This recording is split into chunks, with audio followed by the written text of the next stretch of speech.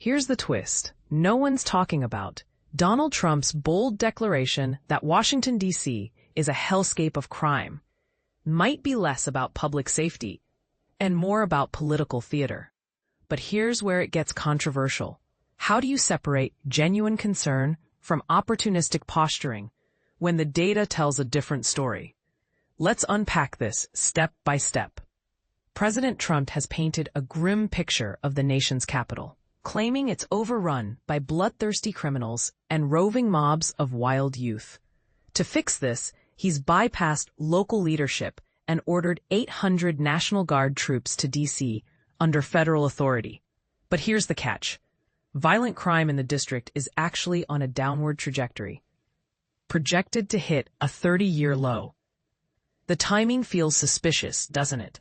As Thomas Apt, a leading expert on urban violence, explains, D.C.'s homicide rate in 2024 was 27 per 100,000 residents, higher than the national average for large cities, but nowhere near the worst places in the world, Trump claimed. Apt, who runs the Center for the Study and Practice of Violence Reduction at the University of Maryland, breaks down the numbers. While D.C. crime is indeed above average, it's not the outlier Trump suggests. Cities like Memphis, St. Louis, and Detroit consistently top the most dangerous lists. Chicago, despite its reputation, rarely cracks the top 10. The key takeaway? Perception often outpaces reality, and Trump's messaging leans heavily on fear-mongering. Now, let's address the elephant in the room: juvenile crime. Trump blames roving mobs of wild youth, but the data tells a different tale. In D.C., juveniles account for less than 8% of all arrests, but over half of carjacking arrests. However, carjackings themselves are declining. Gun violence, the real driver of D.C.'s crime stats, is overwhelmingly committed by adults in their mid-20s. Youth involvement in homicides is rarely more than 15 to 20%. So why the focus on kids? It's a narrative that plays well in headlines but ignores the broader picture. Then there's the push to prosecute teens as adults. U.S. Attorney Jeanine Pirro advocates for stricter laws, but Apt warns against knee-jerk solutions. The evidence shows that swift, certain punishment matters more than severity, he says. Cash bail reform, often blamed for rising crime, isn't the culprit.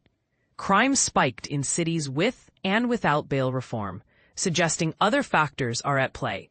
And here's the part most people miss.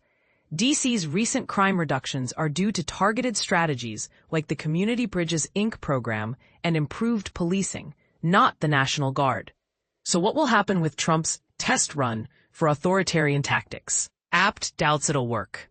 Surges in law enforcement often create temporary deters but fail to address root causes. Plus, National Guard troops lack arrest authority, making their role unclear. Meanwhile, D.C. Police Chief Pam Smith has overseen an 18-month crime drop without federal intervention. Is Trump's move a power grab? Or is he trying to claim credit for a trend already in motion? The answer might shape the next chapter of this political drama. What actually works in reducing violence? Apt points to 3 pillars: focus, balance, and fairness. Target high-risk individuals and hotspots. Blend enforcement with prevention, and involve communities in policymaking. Trump's plan? It's the opposite. No focus, no balance, and no fairness. The mayor and police chief were blindsided. Residents weren't consulted, and the National Guard's presence? Likely to feel more like a show than a solution. Here's the uncomfortable truth. Crime trends are complex, and oversimplified narratives rarely solve problems. But here's where we need your voice. Do you think Trump's D.C. strategy is about safety or symbolism? Are we witnessing a dangerous precedent for federal overreach? Or is this just another political ploy? Share your thoughts below. This is a conversation worth having.